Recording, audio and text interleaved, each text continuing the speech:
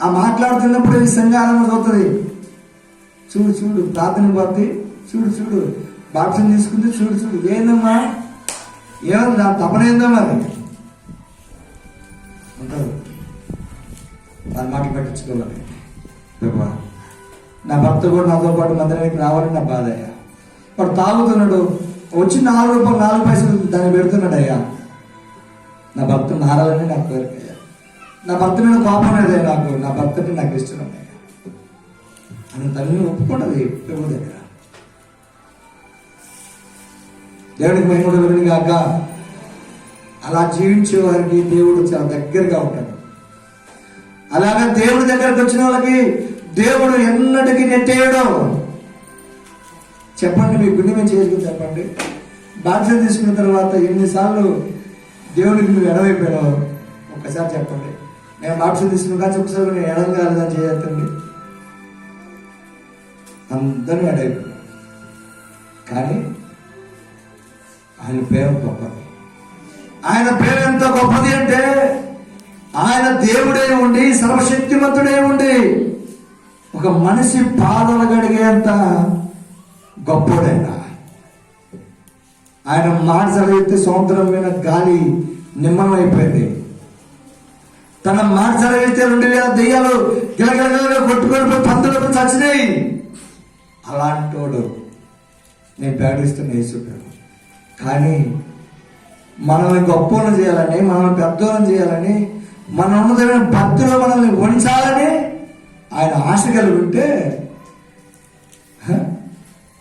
తోడేలు స్వభావం మన హృదయంలో తెచ్చుకొని, తోడేలు ఆలోచన మన హృదయంలో తెచ్చుకొని పైకేమో హల్లెలూయా స్తోత్రం, పైకేమో పై భక్తి. అసలు కాదు. అలాంటి వాళ్ళు మన సంఘంలో ఉంటే మారు మనసు పొందిన కాక ఆమేనండి. ప్రియమైన దేవుని బిడ్డ, ఆయన ఒక మాట అంటాడు. ఏమంటాడు తెలుసా? బల్లెంతో కొడితే, పిడికలతో గుద్దితే, ముఖాన్ని ఉమ్మిస్తే పనించి ఆయన చూస్తా ఉంటాడు. తండ్రి తండ్రి వారు ఏం చేస్తున్నారో ఏదట వారు ఏం చేస్తున్నారో వారికి తెలియదయ్యా, వారిని క్షమించయ్యా.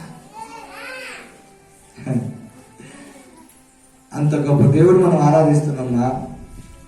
ఏదో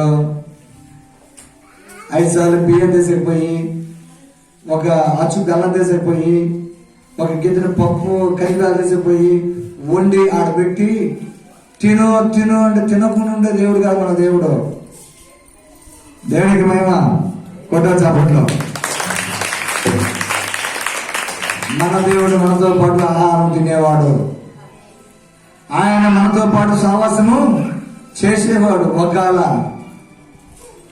రోగం అనే గుంటలో నువ్వు పడి ఉంటే, ఒకవేళ అప్పులు అనే గుంటలో నువ్వు పడి ఉంటే, ఆయన తన వాక్కును పంపి వారిని బాగా చేసి వాడు పట్ట గుంటల్లో కూడా ఆయన లేవదీసిన దేవుడు. చెప్పలు కట్టి పెట్టుకున్నాయి. అంత గొప్ప దేవుడు మన దేవుడు.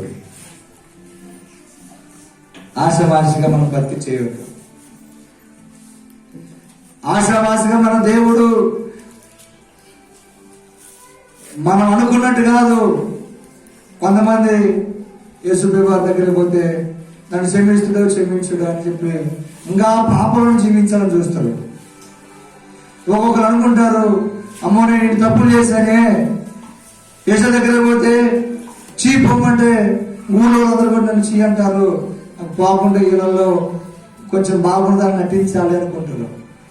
చిన్న మాట చెప్తానండి.